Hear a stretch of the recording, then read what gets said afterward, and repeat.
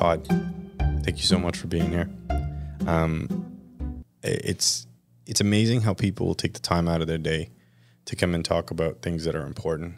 Can't Shovel Hurricanes, I always preface it as it was a resource for people coming down here because everyone's generally a transplant. There's no true Floridians, or at least they're far and few and in between. But introduce yourself a little bit. My name is Todd Cohen.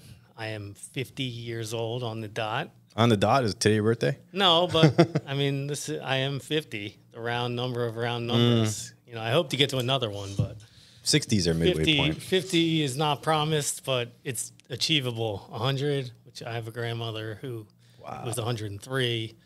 That's when we're getting real, and it's that's definitely not promised. So, you know, this is a round number. You don't look 50, bro. I don't feel 50. That's good. What's your secret? I drink a lot of water. I will tell you that. Really? I hydrate all the time. You noticed when I came in here, as like the first question I asked of my hosts. I try and, you know, not just to keep my mouth dry while I'm doing an interview, but I just always like to stay hydrated. And I think that's part of the secret. I also think eating healthy, you know, doing some exercises, keeping my mind sharp. Those are other important factors. Do you hydrate yourself with other liquids? Of course. What's your poison of choice? It depends on my mood, and it depends what I have nearby a lot of times. But if I had my druthers, I like a good bourbon. Very American of you. Probably my favorite. And then vodka probably after that is... Yeah, that's my poison of choice. Yeah. That's the Russian in me. Right. I'm pretty open-minded in terms of what type. I do like a good Tito's, though. Really? Ew. Yeah. I'm not afraid of American stuff. I like this country. Yeah, I gotta say, the country's great. Vodka shit. You said you like to stay hydrated when you do a lot of interviews. Have you done a lot of interviews? I have. Okay. What specifically about? Well, I had a podcast that I did for a number of years down here. It started as a radio show, believe it or not, on 880 The Biz. Wow. And I did that with a local partner. He's actually from Philly, a transplant as well. And we did that for probably about 5 or 6 years. And we had a slew of guests. And I'm not sure why we stopped, to be honest. That would be an interesting podcast if I ever had another one. I'd ask them. But you want to co-host with me? Sure. You don't even know what I'm going to do yet. So well, we're about to find out. All right, let's do it. I don't edit. I don't cut. I don't do it. I'm raw. I feel the same way. I may make mistakes like everybody. I try not to make those mistakes on the mic and try to talk about things that I'm not well versed in. I try not to get too emotional, although nowadays I find that to be nearly impossible because there's so much gaslighting and triggering and all sorts of shit. And it's all by design, and the narrative has been lost, if you want to call it there. This war in Israel is not only fought in the front lines, it is now fought in social media and on all sorts of mediums, podcasts included. It's evident that it is a numbers game, meaning there's more of them than there are of us. And I want to differentiate between that and being rational thinkers, you know, or Western thinkers versus people that don't aspire for the same sort of life that we do. Right. I can tell you that once I started getting an education in literature and, you know, probably early high school times, I sort of gravitated toward the more cynical and pessimistic of our authors. You know, Orwell and Vonnegut are probably my two favorite authors of all time. And it's funny, I always read them with, you know, the desire to sort of be entertained, you know, because they created amazing worlds. And one of them was a cynic and very funny in the way that they described our effed up world. You can swear. I can. Fucked up world. You can. I'm not forcing you to, but I'm saying I may have my children listen to this. So I don't want to go too far, but then I'll be if I need to, I will. I will be mindful and cognizant of They've heard the fuck word, so I'm not. I'm sure, but I don't want to be the one that initiates that. That's very thoughtful of you. That's all good. So I liked Vonnegut because he sugarcoated it with laughter, which I love. Laughter is so important, especially when the world seems like it's falling apart, which it often does. Orwell was more of a realist and really got into the dystopia of it all. And he was Nostradamus. I mean, so much of what he wrote about in many of his books have come true a number of times.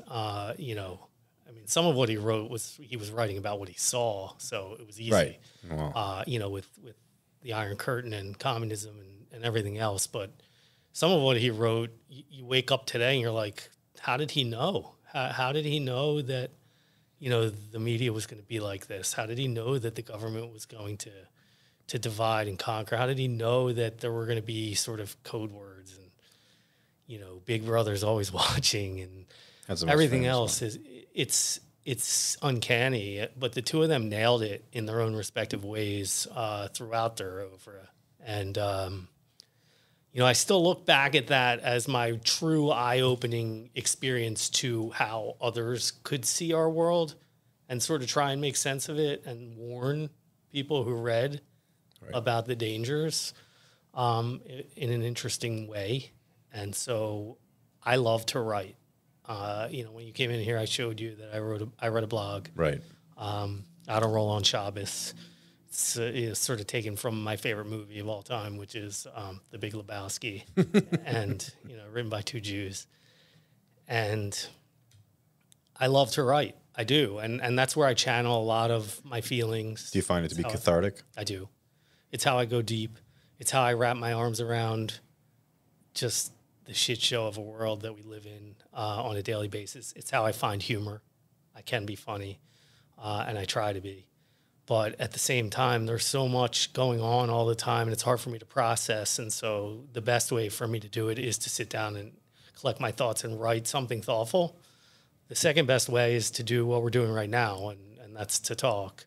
Whether I'm talking to someone in specific or if I'm talking to a wide audience, it doesn't really matter, but a good way to sort of formulate my thoughts and talk to someone and have someone as a sounding board and bounce ideas off of them and sort of, I guess, come to grips with the fact that we're not doing this all alone, which is helpful. You know, when you write, sometimes it feels that way, especially if people don't read, you know, or offer feedback to what you write. But when you talk, you know, you get immediate feedback. Sometimes it's good, sometimes it's not. And the communication in our world, as you alluded to, has deteriorated. Well, you know, that's a good question for you. When do you remember a time, you know, growing up or in your early adult life where you didn't think that the media had an agenda, where you thought that you could rely on journalism to tell a story truthfully with sort of transparency and integrity? That's an excellent question. If I really think about it, you know, I didn't know any better, so I trusted media. But as I, you know, entered university, especially when it came around Middle East and the topics that surrounded that, being Israeli-born, coming from there, having a perspective that is a little more grounded than most people who have never been there and only watched one-sided media in Canada, and it's one-sided. There's really only one major broadcaster, the CBC. So I was skeptical, I guess, but I couldn't believe, you know, even if you know the right answer, if you tell somebody a lie or an interpretation often enough and long enough, they'll start to believe it. I mean, that's the incredible things about humans. We don't realize how malleable and corruptible we are. We take that for granted so easily. Mm-hmm. And one of the things we talked about here is the influence of this war, and people downplay in their minds the propaganda and how impactful it really is. But I'm going to argue that that is a much more powerful weapon at this point than the bombs being dropped, because everybody can participate in them. And what you're seeing right now is strategically, militarily, Hamas and Israel aren't, it's a lightweight fighting a heavyweight in theory, right? We don't know what everybody's got. But from a propaganda perspective, the war has been lost by Israel many, many moons ago.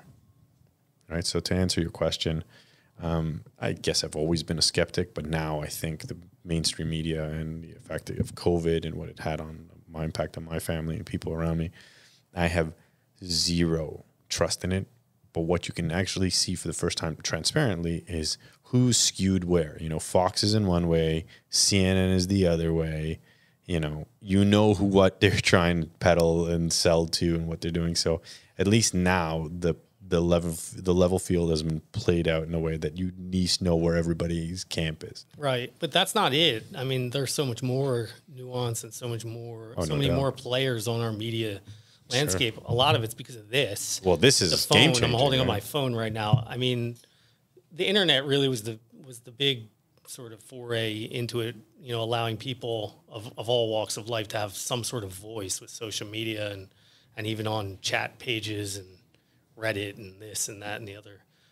But I mean, just the fact that any Joe Schmo can go out and video record something going on in the parking lot or in their neighborhood or in their community and then lend a voice to it and put comments to it and cut away and edit where they see fit on their phone and put, submit, their edited version or their, editorialized version as truth. And they show as much as they want to show, and they let sound play if it tells the story they want it to tell, and they don't if they don't, and they add commentary if they want to, or they ask someone next to them, did you just see that? Yeah, I saw it. What did you see? And, if they get the right answer, they'll include that. And, what is the right answer? And, going back to what I said, when I was a kid, I used to notice news channels, and we had very few because there wasn't cable yet when I was a very small kid. And so there were like 3 or 4 channels. Yeah, me too.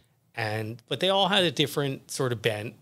But one thing I did notice is they all led with awful stories for the most part. It leads. Yeah, the train wreck was always before the feel good stories. Always, you would have to wait through the entire headline news and local news and then sports and weather. And finally you get like the feel good story of someone who helped someone or whatever at the end. And if you even made it that far, but always, you're greeted with 3 or 4 or 5 lead stories of the train wreck. People love the train wreck, the traffic on the road when there's an accident. People just stand and rubberneck and watch it. People love violence. They love gore. They love horrible things that happen to people, as long as it's not to them. It's what people like. It's what sells. And so they do it. And then, as more and more people got to tell their lend their voice to our news and how we sort of digest it, it's gotten worse and worse. Humanity is a disgrace. It always has been. There were fewer people in the beginning of times, which made it more bearable. You could be more spread out. You didn't have TVs and stuff echoing back the horrible things going on around the world, which I guess was nice, but let's not kid ourselves. I mean, as soon as there were more than 2 men, and it's mostly men, but it's not all men, on the planet, they were fighting each other. They were competing for resources. They were bashing each other over the head with clubs and rocks. They were awful to each other. And God forbid they didn't look like each other or act like each other, had different customs. It was never respected. Our culture, humanity is just littered with, just being awful to one another through history. And we always say you can't use today's sensibilities on what was done back then. And that's probably true. I mean, we judge how we treated women and how we treated certain minorities and just how we treated each other in general based on what we think today is okay. And, today's actions will be judged 200 years from now on those sensibilities. But are we being sensible? Like, is there anything about our world right now that seems sensible? in any way. I mean, yeah, we have compassion, but again, those heartwarming stories. Is self-defense sensible? Of course, self-preservation, self-defense. Doing something for noble causes. So, what do you say about Israel's actions when people are saying that it is excessive and behaving as colonialists and occupation and apartheid and genocide, all those catchphrases and words that are out there that are repeated over and over and over? I have a lot of thoughts, and there are a lot of different ways I can tell the story. Most people won't listen. Most people won't actually digest the history. Who cares about most people? Just say what you need to say. Well, first of all, Israel and the Jewish people have been tied together for almost 5,000 years. You can read one of the oldest books that's around. It's not really even a book. It's the Torah. It's scrolls. That's how old it is.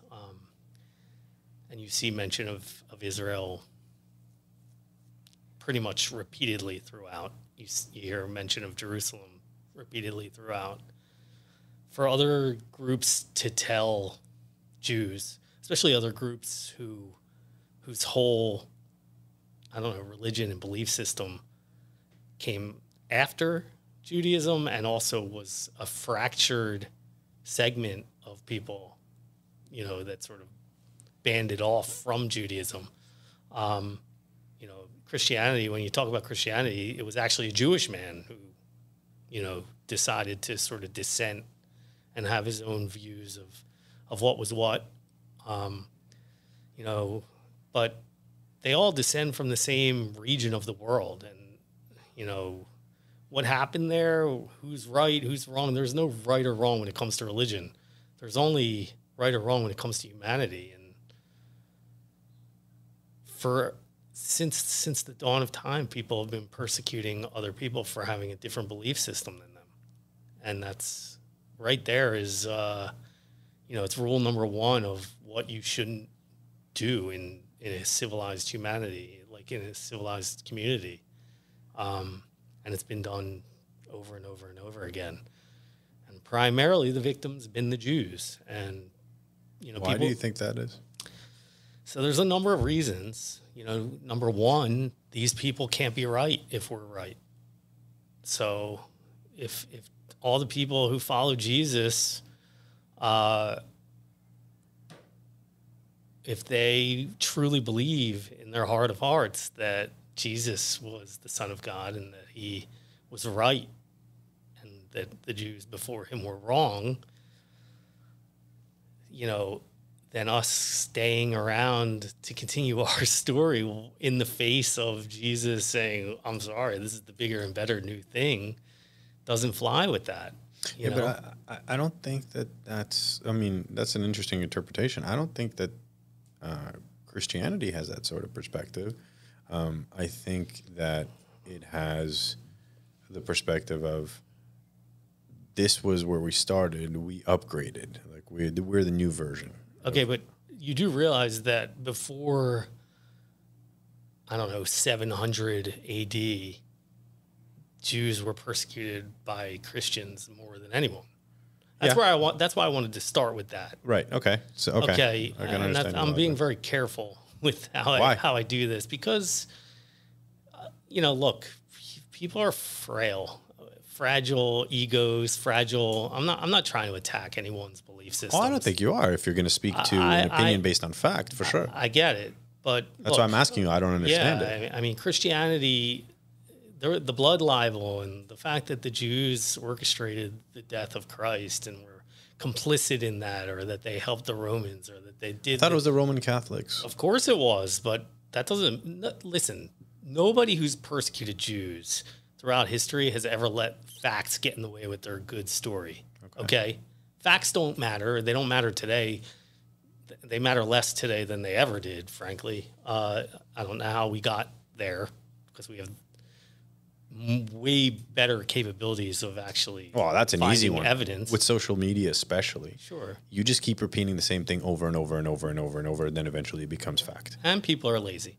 Yeah, for sure. So But let's their go access to there. their information right now is epic. But okay, let's. I want to continue that train of thought. Okay. So for millennia, frankly, Jews were persecuted by Christians and Catholics and all of the different variations of that, and they still are to some extent. And the blood libel was a big instigator of that. But we were banished from so many societies, including the Spanish Inquisition and England and all kinds of things because we were Jewish and they were primarily Catholic or Christian or Protestant places and wanted nothing to do with us. And they believed we were the root of all evil. That's number one. Okay. And obviously what's sort of taken the place of Christianity's persecution of the Jews to some extent is Islam's persecution of the Jews. And pretty much since the very beginning, when Islam came to be, it was a very violent separation, and declaration of a new sort of sect of religion.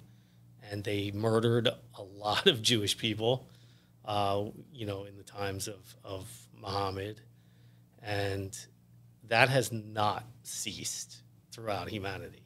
The only thing that sort of bonded us together at times was the fact that by the Christian and Western world at the time, both religions were not tolerated and both were minorities and both were viewed as less than. And so we were all cast off during the Inquisition and during some other pogroms throughout Europe where, they were trying to purify the race of who lived in whichever country and sort of banished both of us. And then they had the whole Crusades, even if you want to go back even further than the Inquisition, which was against both peoples, a holy war, if you will.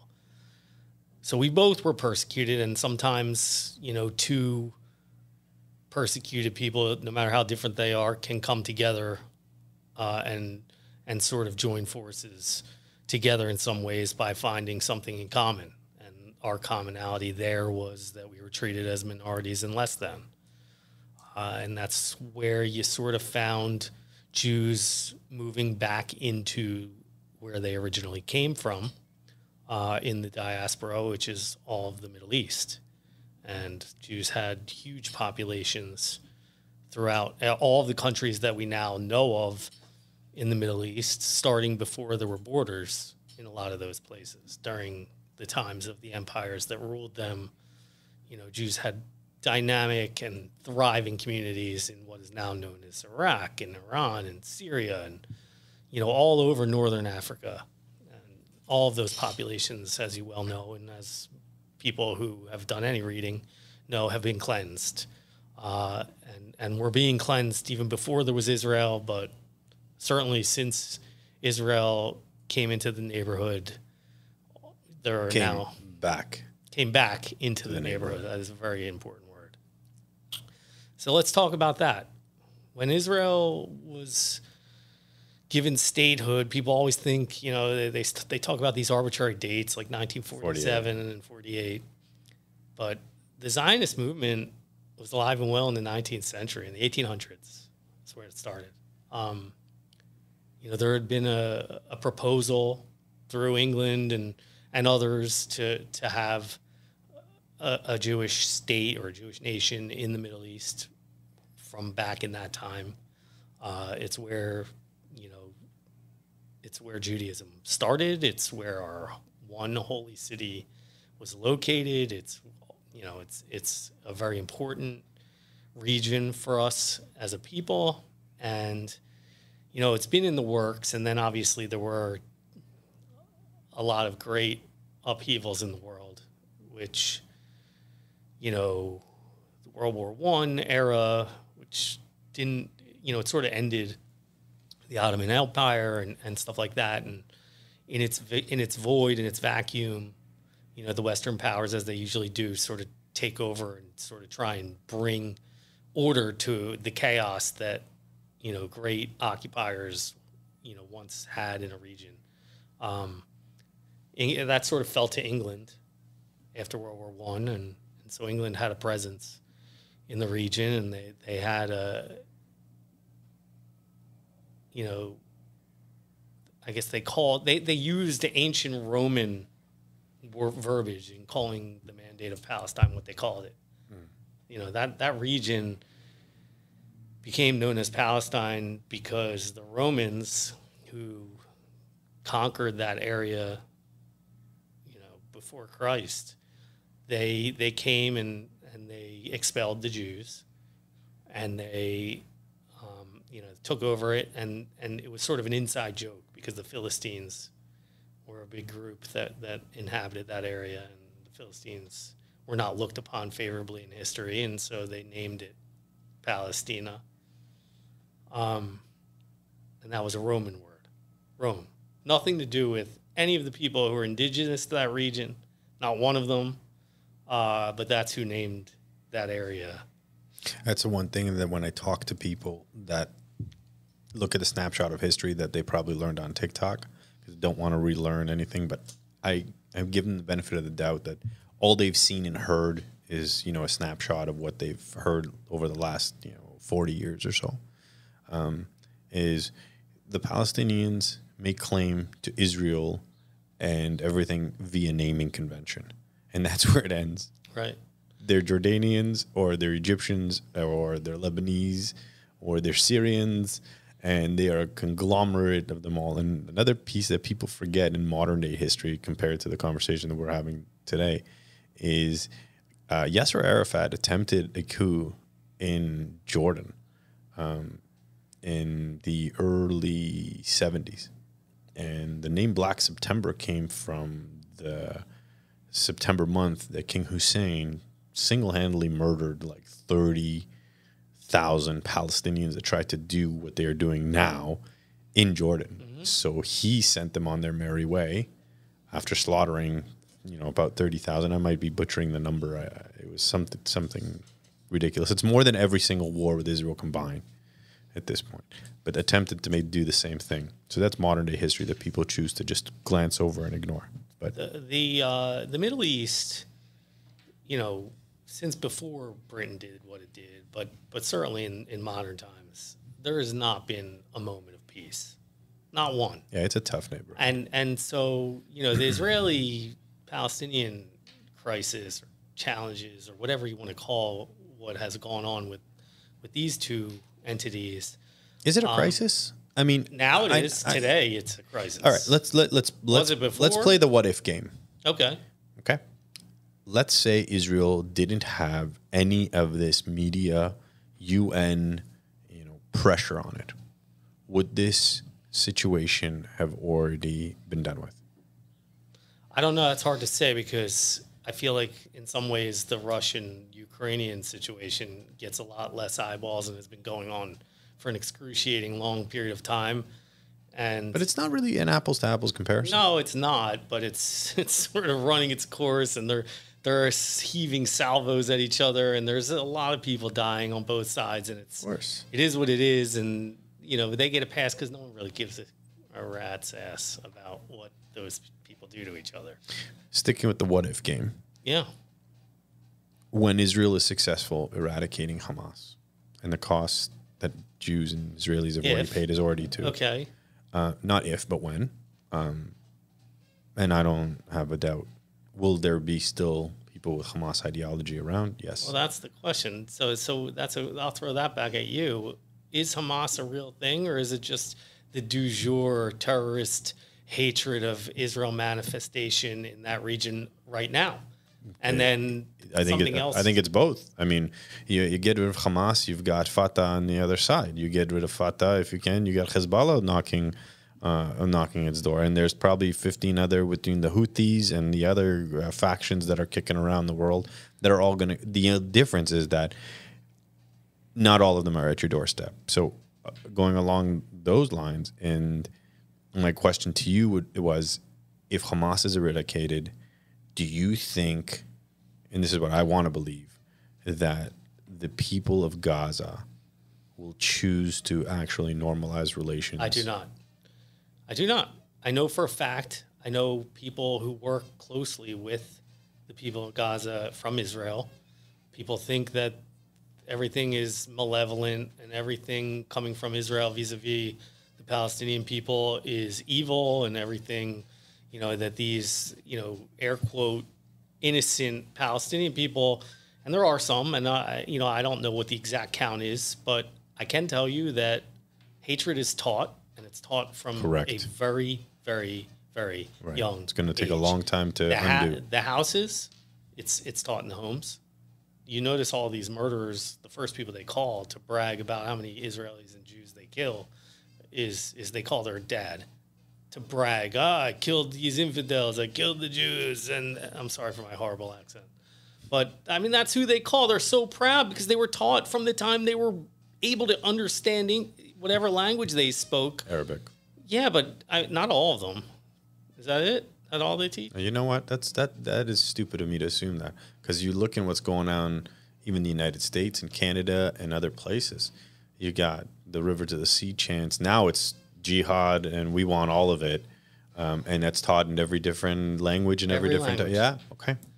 And never even dawned upon me like that. I do know that there are plenty of people who are not Palestinian who live in Palestine. The only types of people that are not allowed there are Jews, interestingly enough. Right. Ever. And this is the worst part about the gaslighting of the narrative that you hear other people saying. Everything that they say Jews are doing is exactly what they're doing. They just try to beat them to the punchline. We have so many things we could talk about with the hypocrisy. The UN I want to get to at some point, so remind me. But to answer your question, the Palestinian people generationally are bred to hate Israel and more importantly to hate Jews. Fact. So to undo that, especially given what it's going to take to actually do what you're suggesting is actually going to be successfully done, which is to scrub and clean and remove and kill all traces of Hamas, which I hope to God that we could do that. But if we did that, the cost of doing that, it's going to rub salt in the wounds of people who already hate and are conditioned to hate even more, and something new will rise up in its place. How will it not? That's all they ever done. And now their entire community, their entire place where they lived is now rubble and destroyed and leveled, and the people who they looked up to in life, the Jew killers, are gone. So what do we do now? Well, all I know in my heart is to hate Jews. I'm not able to become a productive member of society. I don't have a trade that I can fall back on. My education was just learning my language and to hate Jews. So now what do I do? Yeah, but you have hundreds of thousands of them going into Israel to work every day. Not anymore, and I hope that changes, but that they won't allow any anymore. I don't believe in gray lines anymore. They don't exist. But you have cafe owners. Car drivers. But you also have Arabs living in Israel with an Israeli passport. Israelis. They're just, the only difference is they're not Jews. They're creating some dissension, but which was really bad before this, and people forgot how bad it was. But they're living within Israel and realizing, holy shit, if you told these people, you know what, we will eliminate your passport. You are no longer considered an Israeli. Pick which side, West Bank or Gaza Strip. Not fucking one of them would go back, because they realize how shit those areas are relative and compared to Israel. But, and I'm sorry for swearing if the kids are listening, but I want to believe that people in Gaza, people in the West Bank, even though they have been soiled and poisoned and taught so much hate, are also aware enough that there is a better option to life than the one they're currently living. And I still believe that there is enough of them, and the generation will come that will say they don't want to fight. But I fall into the same mistake that many of us have made, and I say this over and over, especially more lately, is the mistake we have made, and when I say we, I'm talking about Western culture, democratic society, first world countries, is that we think that they think like we think, and they don't. We mourn death, they honor and celebrate it. And that is overt and out there, right? They pay to slay. Facts. Pay for murder. In fact, there's a sliding scale that moves up towards the more murder, the more incentives. They absolutely use people as human shields. And if anybody says that to the contrary of that, I had a father who served in Gaza, my late dad, and this was the beginning of the Intifada when they still didn't have weapons. It was still slingshots and rocks and whatever else, Molotov cocktails that they can make at home. And he specifically used to tell me, he goes, they'd hide behind a line of kids and then they do whatever it is that they wanted to do. Right. So people don't understand that. So yes, I guess I'm contradicting myself in some way, because in my heart I want to believe that there will be better, but by my logical mind says the only way to actually aspire to some sort of normalize, and I don't want to use the word peace because I don't think peace is actually attainable, is to be such a massive superpower that then concedes a little bit, saying, okay, we are now at a position of power and we will concede this in order to achieve a normalized relation. Stay in your backyard. We will stay in ours. We are completely separate entities and states. And Israel belongs to Jews, and Israel is Jews. And Zionism is a beautiful thing. It's been conflated and bastardized. And until people understand that nobody is asking your fucking permission to survive, and that's it. You want to say we're occupiers? Fine. You want to say we're colonizers? Fine. Apartheid? Fine. Genocide? Fine. Fine. Say it. Those are words. But when we rid the cancer from Gaza and hopefully other places, at least for a short term, you'll realize that it wasn't the Jews that created the problem. But nobody's asking your fucking permission to survive. Well, that's an interesting direction to go here. And it isn't the Jews that created this problem. It's the Western world and the UN. And so, you know, the UN is an abomination. The UN created the problem. The UN originally they were the ones who gave the blessing for Israel to become a nation and to join the UN community of nations. And since then, the Arab world, the Arab League has made it their mission to infiltrate and undo that within the framework of the UN, because they were so mad that this happened. This disgrace that happened in their neighborhood that they think is their neighborhood, and they want nothing to do with having the Jewish nation among them. And for whatever reason, they want it out. And I don't know who made them kings of the world and get to decide who gets to have a nation and who doesn't. But there are 45 majority, if not, plurality Muslim nations in our world, and there is one, and it's the size of New Jersey, Jewish majority nation in the world.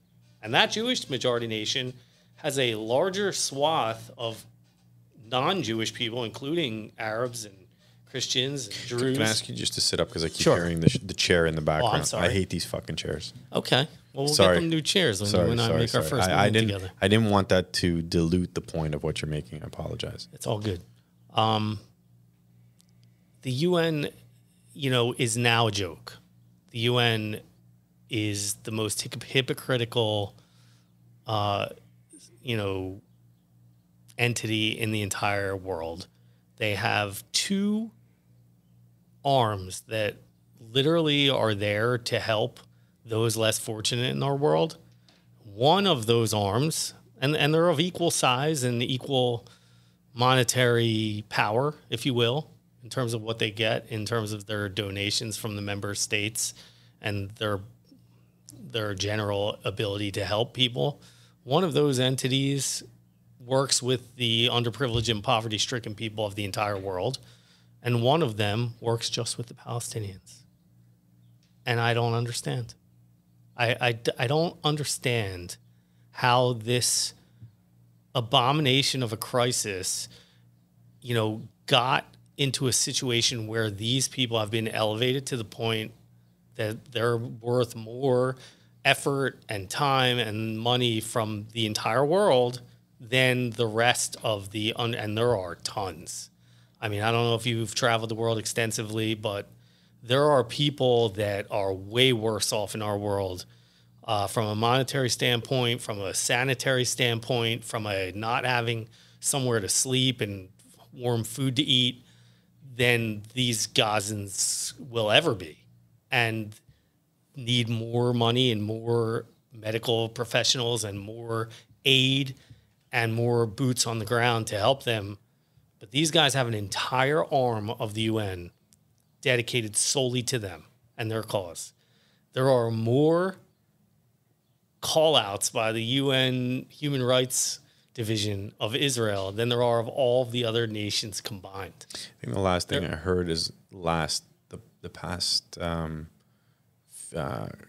the world condemnations. There's 15 of Israel and 4 of the rest of the world, which includes, you know, places like Iraq and Iran and North Korea. Sure. You know, like it's a joke. Cesspools, right? And so it's evident and it's there. But the people who support the Palestinians and their cause and the Arab League feed into this and believe it as fact and use it for their arguments and show those statistics like they're, you know, etchings on like the, you know, the ancient caliphates. I guess that's what it is. It is the ancient caliphate. This is what's rising up. But I mean, it's like the word of the gods from on high. This is what it is. And the UN is, what really irritates me the most about all of that is that the UN, with all of the dollars that America and other Western countries give them and the Arab League to help the Palestinians, they don't help the Palestinians. They help the terrorists. They give the dollars to the terrorists to spend as they feel is because they're the elected rulers of Palestine, at least Gaza. You know, at least those 2 million people. I love that word elected. They're 20 years into a 4-year term with a one-trick pony on the ballot, and they get all of those dollars, and they come through all of these well-meaning people and nefarious people. They get those dollars, and they spend. Is well-meaning? Well, America and England. I thought you were talking with we give more money to UNWRA than anyone. No, I thought you meant within the players within Gaza and West Bank. Oh, no. We are well-meaning. The rest of the people, the rest of the clown show in there, they may not be, but we are. We give the money. I don't know why we give as much money as we do and don't have any oversight, but the money goes into the wrong hands, and it gets and achieves menace and achieves, you know, adding fuel to the fire that is burning. And no one oversees this. And somehow that job since 1948 has fallen squarely and solely on Israel. Israel, a tiny country just figuring it out with generational trauma, most of its populace having just survived the worst human rights catastrophe in the history of all of humanity. Like, what kind of headspace do you think these people were going to be in? They're well-meaning, sure, but their goal is to build a state. They just were given the keys to their new house that was their old house, and they're trying to build a state, and all the while they have this other thing that's going on that they have to deal with, and no one else is doing it. They're just throwing money at these people, but the money's all being siphoned off by the worst actors and the worst players. They're out in Qatar and in the south of France and in London in their billion-dollar houses, and they're calling shots of, no, this is what we need to do. We need to start throwing grenades over the fence. We want our land back. We want this. And the truth is, nothing is ever going to be resolved in the eyes of the Palestinian people until they have what they think they deserve, which is all of the land between the Jordan River and the Mediterranean Sea. And that's the river and the sea. When you hear the chants anywhere you are, and now you're hearing them on every college campus in America and around the world, when people are chanting from the river to the sea, what they mean is the Palestinians want all of the land. That includes Israel, that includes the Palestinian territories. They want it all, and they want all the Jews dead. Do you think this has anything to do with land? No. It has everything to do... Racism, and call it a holy war in many ways. Because if every Jew tomorrow converted to Islam, war would be over. Right. What if every Muslim converted to Judaism? We don't proselytize. Right. I think that rubs a lot of people the wrong way too. Well, who are they? I mean, but we welcome converts.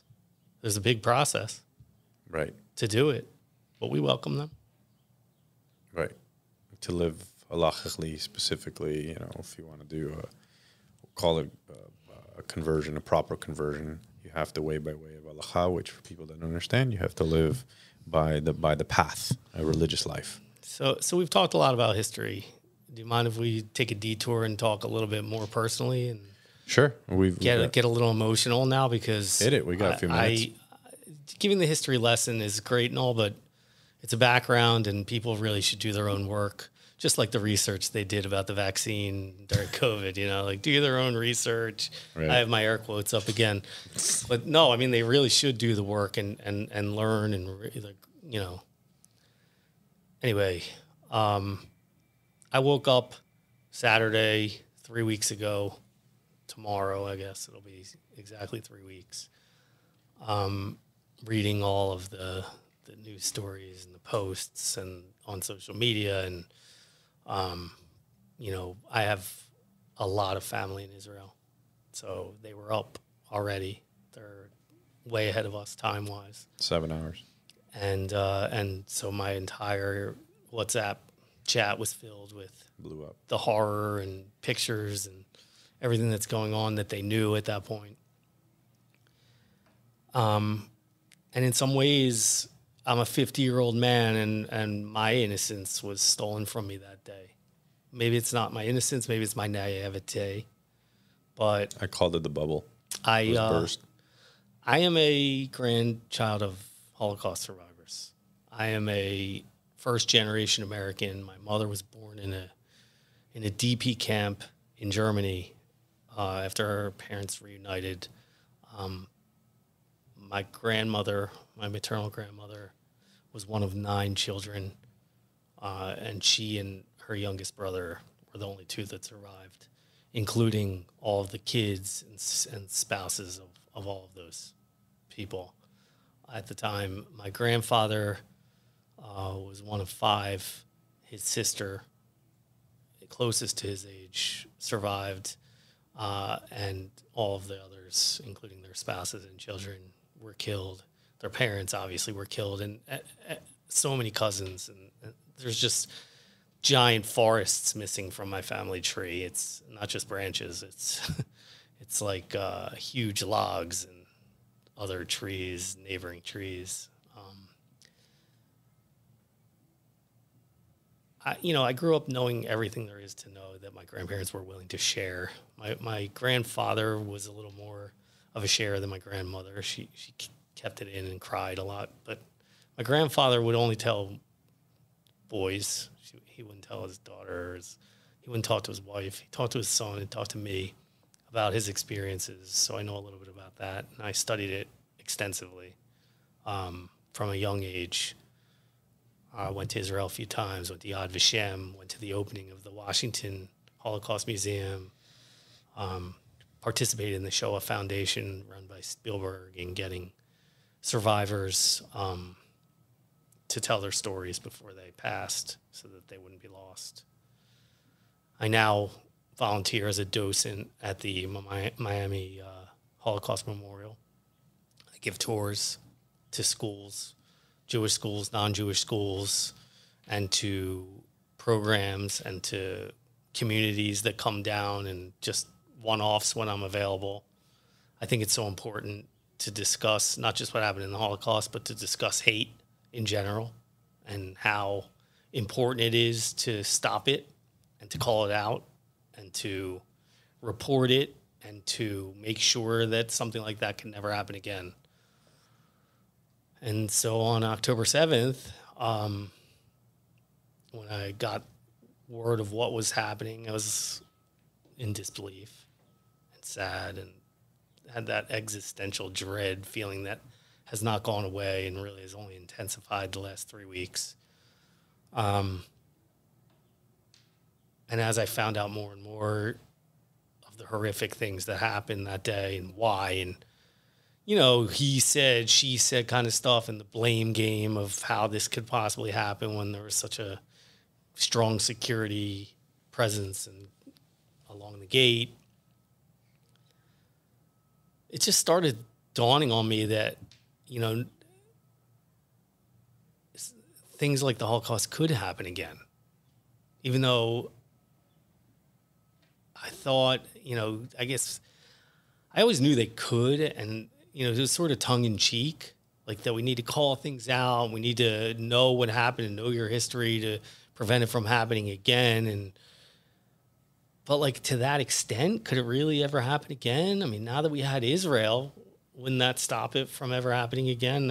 Israel was always like used as like this shield for the Jewish people. Now we have Israel, so a Holocaust could never happen again. Just happened.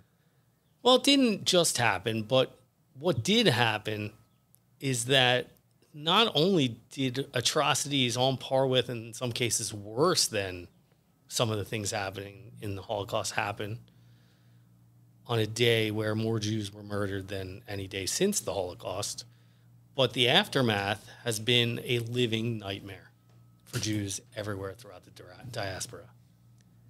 We really have come to realize that we are hated by so many people. Like, I know we have allies. They're not speaking up in the numbers that our enemies are. They're not speaking up at all in some cases. I know that if push came to shove, there's only one or two people that aren't Jewish that I can probably depend on to hide me in their attic or closet if I needed to, or to drive me somewhere far away, or to help my son or daughter if they start coming for us. Like, do I have people that I could count on? I don't know. Baffled at the fact, and I get what you're saying, that this is what it's come down to, that you would even consider thinking, running, and hiding again. Well, I mean, it's the first instinct. My second was to get a gun, and I'm the most anti-gun person you'll ever meet and talk to. You could talk to any of my friends and family. I hate the Second Amendment. I find that to be farcical. I laugh every time I hear about guns, and I understand that you need to protect your family. I think that there are worse things that can happen owning a gun by accident, you know, with young kids that can find it and play with it, and something horrible happens that would happen way more often than the God forbid. But now the God forbid is here. The God forbid is parading in Orlando right now. The God forbid is on every campus in the Western world, and in numbers that are like shocking and beguiling and make me want to cry when I see it. They're screaming things that are murderous. They're screaming things that are genocidal. They're screaming things that are venomous and hate-ridden. And they are doing things and performing acts that are barbarism. They mimic the worst elements of society. I need you to make me a promise right now. Okay. That you will come on again soon. Because we have a time constraint, and it's not even close to what we haven't even scratched the surface. I'm going to call this one part one. Okay. Because your train of thought is incredibly well articulated, obviously thought out. And although I don't agree with all the things that you say, insofar as I wouldn't handle them in the way you are expressing them, I think that you are actually the majority in creating a voice for people in a much better way than I can. I think I'm a lot more angry and militant in my approach. I am very pro-gun. I don't dispute and disagree with the negligence that can happen, but you know, to counter that, I think the same thing can happen with a knife and fork at home. Well, that's just my thing. I am anti-gun, and I have been moved by these events, or awakened. Maybe is I don't know what you want to call it, but no, it's fear. It's changed me as a human being. 3 weeks, one day, and at 50 years old, I have been changed irreparably. I have like this lump in my throat as I'm hearing you talk. So sometimes I'm hesitant to speak because I don't want to be emotional. I'll tell you why I don't want to be emotional about it. Because I don't agree with all these things I see now on my social media feed of soldiers presenting with like the background music from Narcos or cigars and these dance competitions and these singing and stuff like that. Okay?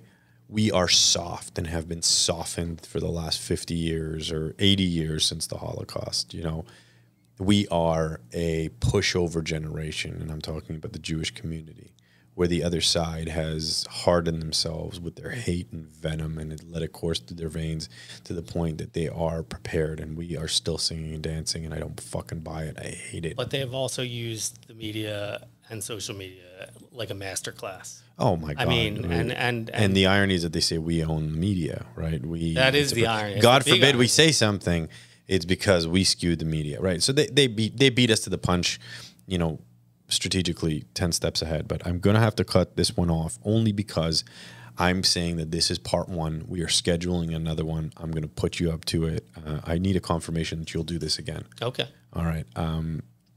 Yeah, we're heading into Shabbat, so I wish you a Shabbat Shalom. To you and yours. I hope that you and your family remain safe, and I know that I say that with all sincerity, where, you know, pre-October 7th, I would have said that very tongue-in-cheek, if I would have said it at all. Okay? And I'm going to schedule a time to get you back in. Thank you very much for being here and expressing things. How can people get a hold of you to read your blog? I don't roll on Shabbos.com. I don't roll on Shabbos. Shabbos with a BBAS. All right. Not OS. Okay. You're gonna have to give me that so I can put it, because this is gonna be my next one, and hopefully I can get you into part 2 right away. That would be great, and thank you for having me. This was a good conversation, and yeah, you're right. We have a lot more to cover, but it's 5,000 years of history we're trying to bundle up into. Yeah, I don't know history that well. I know modern history, and what I refer to as a lot of modern day Nazis cruising around social media, being couch gangsters. Right. Right. But I mean, we were guilty of that shit too. It's a front that we need to win. Like you're giving Jews, you're calling out Jews for being soft, and I don't disagree with you, but it's not just Jews. It's the whole Western world. Yeah. And especially America. We have zero, we have zero connection to our country and the freedoms that we have and enjoy. And people take everything for granted. I don't know if that's true. I think that we've done what is instinctively human in us, and that's prosper and live in peace and create beautiful things and earn money and take our families on vacation and spend time with our families, instead of thinking of how do we war up? How do we fight these fights? How do we take these demons out of my head? We're not constantly thinking about, what's happening next. But that is a natural instinct of a human. We create violence and the shield of war. That way we don't have to think about that shit after. So we can live the lives that we organically want to. But when you strip that away from humanity, you become hardened. And that's exactly what they have done there. Right. Right? I have a lot to say we will carry this over. I appreciate you coming on. I know this is probably the podcast that has hit me the hardest so far. All right. Well, I'll see you again. This isn't goodbye. Goodbye.